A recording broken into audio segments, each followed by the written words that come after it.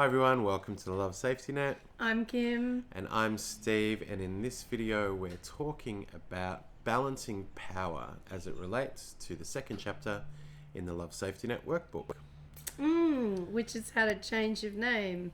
Yeah, and we used to be called... No, don't even talk about Okay, what it we used to be won't. called. Okay, great. So balancing power is a much better way to frame the unit work in this chapter, because we've found, and we've just discussed attachment, and we've just discussed the importance of making sure that we work through conflict. We've got a couple of processes and programs that are in this chapter that you can work through that are linked, which can really enhance your ability to resolve conflict in your family and reach decisions that everybody's comfortable with. And so balancing power is almost like a daily meditation almost, isn't it? It's like we've really got to get this one right. Okay, we've got to get attachment right, but we've got to get balancing power up, because everybody has needs, right? That's right. And we ended off the last introduction movie for the chapter on attachment with conflict resolution. And I guess that just naturally extends into balancing power, because that really is how you prevent conflict arising in the first place. And you deal with a lot of problem behavior. Let's put it that way. So, Because there is problem behavior that comes up in families and in relationships. We all understand that, yes? well, And often, hang on, Sorry, I'll go give you just a minute. Most of that problem behavior, in my experience, having looked into this for a very long time, is just about always based around poor negotiation strategies, right. where people are using emotional manipulation, where they're using aggression, where they're using that awful game of who cares less than each Right. other.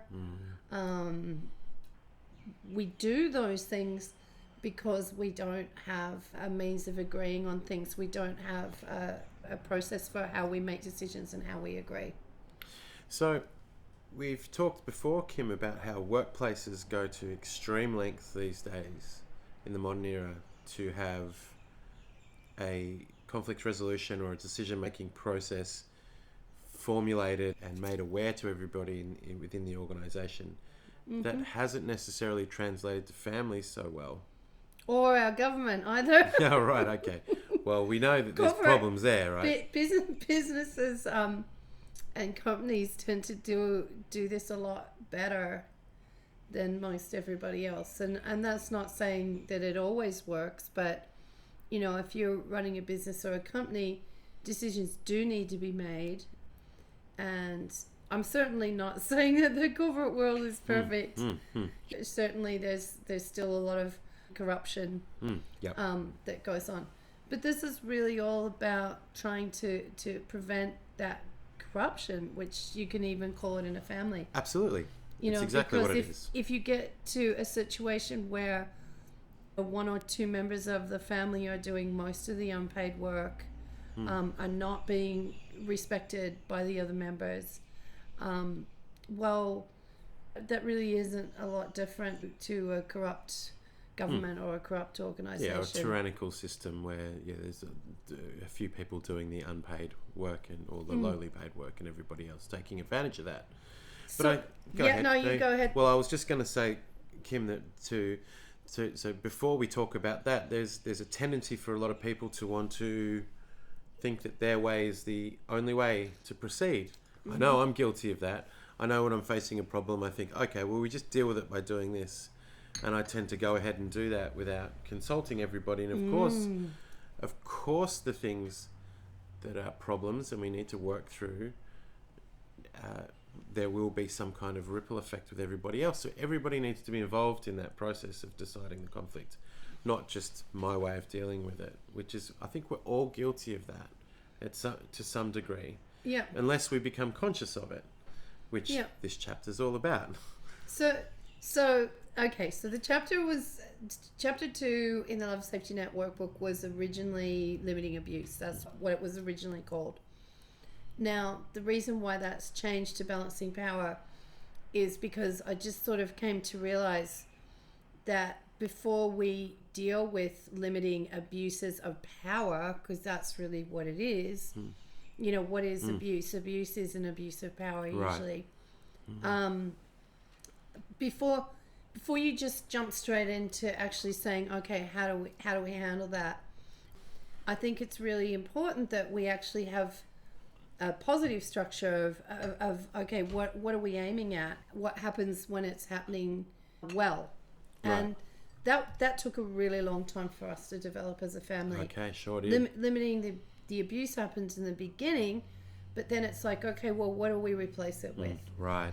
And if you don't have a really sensible, you know, for lack of a better word, but I mean, it really is about being sensible. It has to be a process that makes sense to everyone in the family. If you don't have that in place in terms of how you're going to make decisions, well then it's just inevitable that abuses of power are going to slip back in. Yeah, sure. And it's a bit like that. Chaos will always overtake the order unless you put energy into that ordered process. yeah, so you know, making decisions together, it should be really simple, shouldn't it? It's like we know that we're going to have a night out with friends and we're going to order pizza, so we all should sit around and decide what kind of pizza we all want, and so everybody gets what they want and decide what movie we're watching, and so we have a good night.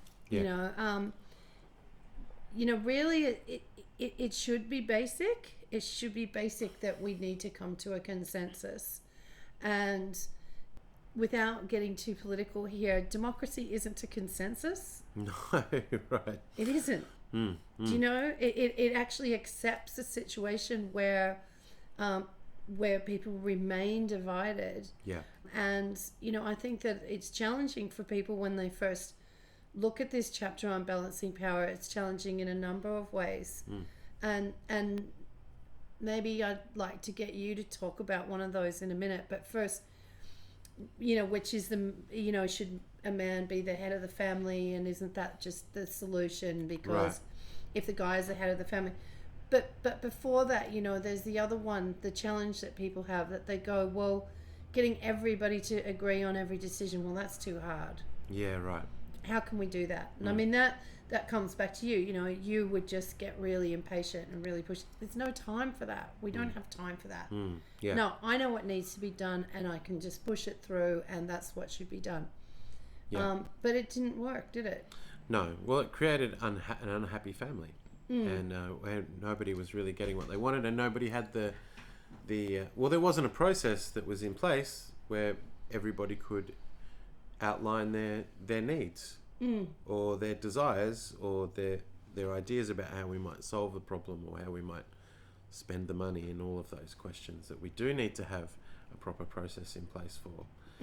So in terms of the male authority, it's become a bit of an outdated concept, I think, because it really was even in my parents' generation, was that Dad made sure that Dad was the final authority, which is really not very fair, because Dad was only one person, and Dad didn't always have the right ideas, and Dad didn't always think about everybody else's needs. So it really wasn't an acceptable process, and no one can unless everybody talks through. And I think there's another issue here that we need to talk about too, Kim, and that is that in families we tend to, as parents, we tend to think that our children's ideas of what they need are not mature enough to be considered. We can find ourselves in situations where, as parents and as fathers and mothers, we can just say, oh, well, I know what this young person needs, and it's this, and we won't even have that conversation with them. So of course the child grows up thinking that they're powerless, and that they need to find a different way to abuse power once they've built their own family. So this is a real issue about family unity that has to be resolved. The DMP is the process it is one part of this chapter. Yeah. We probably won't go into great detail about that now, Kim. No. DMP stands for decision making process. So without going into detail, we can talk a little bit about how it's worked for us recently. We did end up in a situation where we didn't have that process in place early enough, and we ended up in a situation that was undesirable in the end. Is that, well, without going into detail, I guess? Well, it's not much of a story unless you go into a little bit of detail. Well, I think I'll go into a little bit of detail, and thanks for giving me the floor for this one. We were in a situation where we had to make a decision very quick about where we were going to live. And Kim, in her wisdom, tried to get everybody's ideas on the table, but we, the other members of the family, myself and our children, weren't ready for that process, and we weren't giving that process time, and we went into overwhelm and anxiety, and we ended up rushing a decision which wasn't really the right decision. And we didn't have it wasn't so much whether it was the right decision or not. I think it was just that we didn't have consensus on it. Right, that was it could have still been the right decision. But if we'd taken more time to get everybody's consensus on it, I think it would have played out a lot differently than it did. That lack of consensus popped up several times over and too, over didn't and it? over. It was, and any time that we'd smooth over it, and then something would happen, and then that lack of consensus would pop up and create another conflict, and we were just not on the same page anymore, and we lost that attachment with each other. So the process is crucial to moving forward, but Kim and I've raised this idea, this topic of the problem that we had, only because it's very important that everybody who's seeing this video and reading our books understands that Kim and I are not claiming to be perfect people. We are saying that we do this, we live this work, and we develop it ourselves out of absolute need. And we give you the honest data, and the data is that we know that we need this, and as clever as we think we are, without a structured process, there's really not a lot of hope for families. This structured process has to be in place as soon as you can possibly implement it. And yeah, I'd like to talk about that a bit more. I think this is just so important. But without losing sight of, yes, this chapter on balancing power still does have a lot of methods for dealing with abuses of power, for dealing with people that may be using impatience, aggression, emotional manipulation, and those things are really ugly. You know, when those things start going, they can be really ugly. You know, you just think of a screaming child having a tantrum because because of something that they want in the supermarket, and adults, right through to adults, behaving in the same way. Exactly. Children are just a bit easier to carry out under your arm than adults are. That's right. So, but all of this goes back to, again, the supermarket illustration is really fitting, because it's all about decision making. It's like they're yelling and screaming like that because mum or dad is saying, no, you can't have that, and is making that decision. And I think that is great. Like, mum and dad should make those decisions. Right. I don't even think that really you should be taking children under the age of 12 shopping with you. Yeah. Why? Do you know, it shouldn't be their decision. No, that's right. It's like, but this is really important, because this gets into maybe the next thing that we can talk about. Why is it so difficult? Why are we having all these problems as families? Why is it so hard? I talked before. We sit down and we decide what pizza we're gonna order and what movie we're gonna watch. Humans are like built for this. We know how to cooperate with each other. We know how to talk to each other. We know that we really all need to agree. You know that when you're ordering pizza with your friends and you're picking out a movie, you can't leave someone out. No. You can't get anchovies on the pizza if somebody really doesn't like anchovies. No, that person isn't going to be happy, and they're going to stay unhappy. Right. Like, it really does have to be consensus. So why have we lost this ability to get together and to form decisions by consensus? That's an excellent question. Do you want to answer? I think, well, I'm going to take a guess, and I think it's the role of advertisers.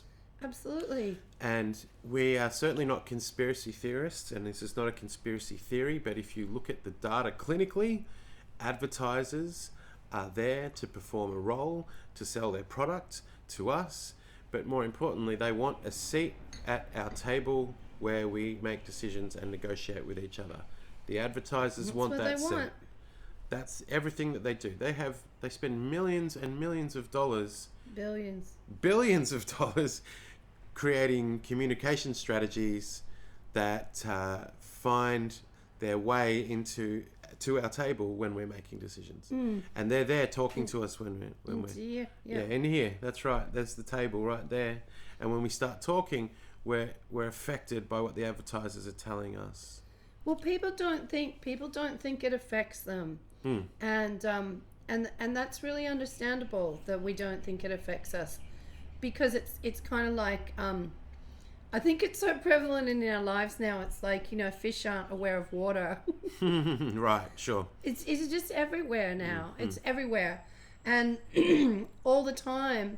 Our thinking, is being bombarded, particularly at that decision-making point. Right. At that point where, it's getting close to dinner time. And so if you're watching the TV, they're going to start putting ads up, helping to influence your decision about what you're going to buy for dinner. Absolutely. But that's just a simple example of it. But think about the wording that they use. You want it. You really deserve this. And all sorts of things to really make us feel like deciding on our own, or getting your way when everybody else wanted something different. Well, that's really exciting. You won something. Or we're sneaking off to just sort of, buy that thing that you want that, really isn't in the interest of the rest of your family or your neighborhood or even the world community. Doesn't matter, you really want it, you deserve it, you worked hard for this. And they really try and get in our heads in this way, to the point where it's really hard for us, because we're trying to sell the world the opposite of saying, hey, we need to get back together and sit down together and make decisions together, where everybody's happy about the decisions that you make in your family. And people go, wow, that just sounds so boring. Jeez, that'll just take so much time. Wow, who's got time for that?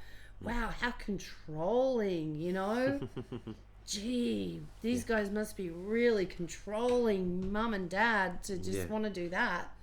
And there was a lot of resistance in our family towards the DMP. It's taken a really long time to get it rolling. It has. And to get everybody into it. It's not easy. But tell the truth about what's happening now. Is it boring? No, it completely healed our family in the last, let's just say 6 months. We've really overcome it.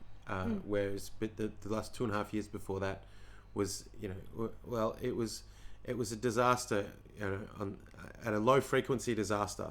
It wasn't necessarily causing heaps of problems, but we knew there was no consensus, and so we had that disaster brewing.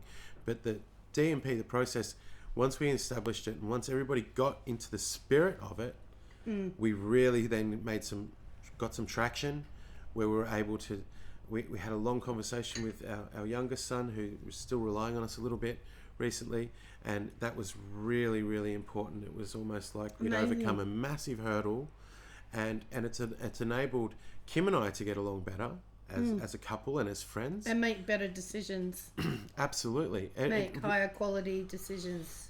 The amount of value from this process has just, it's compounding. There's just so many good flow-on effects from it. But that are heaps more fun. And yes, in the beginning it's a little bit slow, but even right in the beginning, like every DMP that we've held has brought us closer. Sure. And that's right. Even when there was resistance, even when people felt that there wasn't time, when we'd finally get everybody sat down and we do it, at the end everyone would always feel like it had been beneficial. Absolutely. But what's happening now that we've been doing this for a few years now and overcoming some of the resistance we had in the beginning, DMPs are just happening really fast now. Right, yeah. And you know, we can sit down for 10 or 15 minutes together and all share things really personal and really deep to us. Yeah. And also come to a consensus that we previously didn't have. Right. That creates this exhilaration. Yeah. It's not boring. That's that right. that by the time we know that we've come to a consensus, everybody just spontaneously nearly just stands up and starts high-fiving each Right. other. It's true. And we It's just have amazing. these big group hugs, you know. I'm getting tears in my eyes just even thinking about it. And you know, I was really guilty in the story that Steve was telling before. Like, I really pushed through the move that we did because it had just got to a really, really bad situation. You know, we were staying in this big old hotel that we were kind of, you know, We were sort of like caretakers. unofficial security for. Yeah. Looked like a good idea, whatever, until, you know, the weather got really hot and really humid. And because it was an old pub, mold started growing everywhere. I hate mold so much. And Steve's boss was forcing him into another job, and we hadn't found, you know, we'd been looking for other alternatives. We'd been trying to do the DMP to come up with it. And I just got to the point where I just said, no, and I pushed it through, and I said, no, we just have to do this. We have to do this. We've run out of time. Yeah. And, you know, I was really scared. And I can, you know, I'm not beating myself up about that. I did that for the reasons that I did it for. But when I look back on it now, there's just no way on earth I would ever do something like that again Right. without 100% consensus with the family. Now we're moving on from here. This time we have a consensus with everyone. Yes. And even though what we're embarking on is still just really scary and really edgy, it just doesn't matter because everybody agrees. Everybody goes, it's just the right thing for you to, Everybody's needs were considered in the decision. everybody's Yeah. needs were considered, and everybody's actually saying, no, this is the right thing to do. And so just finishing on that, you know, I've got this new motto, which, you know, is, I haven't even worked it into a motto yet, but you can help me, Yeah, sure. is, you know, the best idea is the idea that everybody agrees on. Yeah, sure. It doesn't matter. It doesn't matter if you or I have a better idea. Yeah. Do you know? It's not a better idea if not everyone agrees. If not Yeah, everybody sure. agrees on it, it's not a better idea.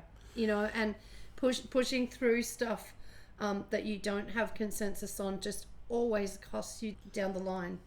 I can't support your comments enough there, Kim, and I want to support what you've said by giving an example of from that process that affected our lives in the last few years. The level we tended, because we didn't reach consensus and because there was an unresolved conflict, we tended to start blaming each other. We started isolating one another and saying, you were the problem, you made this decision, you wouldn't go along with that. And we started trying to point the finger at each other, which was highly destructive. But that leads to another clinical trial that was done back in the 60s, I think, or the early 70s, where the outcome of the consensus of the clinical trial was that there isn't a bad apple that spoils the batch. There isn't. So the old idiom is, okay, it takes one bad apple to spoil the batch and then everything's ruined. Well, what they found in this trial, and it's very interesting, we could look it up and link to it perhaps, his final statement on it was that no, it's not the bad apple that spoils the batch. There are bad barrels, and there are bad barrel makers. So the context is so important, and if you don't have that framework, or that barrel is wrong, everything's going to get ruined. You can't point the finger at one particular person. It's like we can't even really point the finger at advertisers because they're just performing a role. They're just doing something. The advertising world is a bad barrel, but it's not the individual advertisers. So we have to really be clear on that. We we can't drift into start blaming one another. It really is about the process, and we have to get on the same page. Otherwise, we're fighting a losing battle every single day, and we'll never balance power. Absolutely. And just so we're clear on this, I mean, balancing power in your home doesn't mean that the kids are in charge, so okay, from now on the kids have to agree to everything. Right. We're not talking about overly permissive parenting. That's completely not what this is. True. Because there still needs to be a hierarchy. Yeah. But how do you set up that hierarchy? We need roles, we need responsibilities. We need to know what the limits are. We need to know what happens when things go wrong. All of this needs to be established. And as challenging as that might sound, and as difficult as that might sound, all I can say is that we're here to support you in doing it. That's the whole point of us putting this Love Safety Net chapters online now. We are not always around, and we've been really remiss, me particularly, with the support groups in the last couple of years. And I've been developing the material as well, and I just got to the point where I just had to cut myself some slack because I've got my family to look after. Steve's been sick. But, in the support groups, even if we're not there, there's still other people there that are going to help answer questions and help you keep things on track. But we really are going to keep pushing with this idea that you do need to get these kind of structures in your family in place. You've got to set roles, you've got to set responsibilities, you've got to know what the decision-making process is. There needs to be a hierarchy. So taking that straight back to what you were saying about the advertising, the advertising thing that really gets me is them really encouraging child-led spending. Right. That is evil. Really, that is evil. Because mum and dad in the supermarket, they haven't got a hope. Right. They haven't got a hope against the advertisers who are there, and those companies that are pushing things onto your children do not have your children's best interests at heart. They don't. No, the that's things true. that they're trying to sell them. Yeah. They are purely driven by a profit motive. And as parents, we really have to take that authority back, and we need to have these structures in place in our homes where we've got a means to bring that back in a way that really collects our children and engages our children in the process, not us just left standing there saying, no, you can't have that, and us being the baddies. It's like, no, you can't have that because we together as a family make decisions about spending. Sure. Yeah. And, we don't have unlimited money because making your kids feel that there is unlimited money is not a good thing. Just because it keeps appearing from your credit card, that you keep pulling out the credit card, they don't know where it comes from. Yeah. They don't know the stress that's putting on the family. And these, budgeting, how we spend our money, how those decisions are made around spending is something that the whole family needs to be involved in. And that might sound really daunting, but it isn't. It just isn't. Because if you follow the processes that's laid out in this chapter, balancing power, it's been daunting for us because we didn't have a roadmap. That's right. But we have really sweated blood. That's right. to develop this roadmap, and now that it's there, it really is easy. Do you know? It's just you. Again, it gets back to like the last chapter on attachment. Finding the courage to greet people warmly if you weren't raised that way.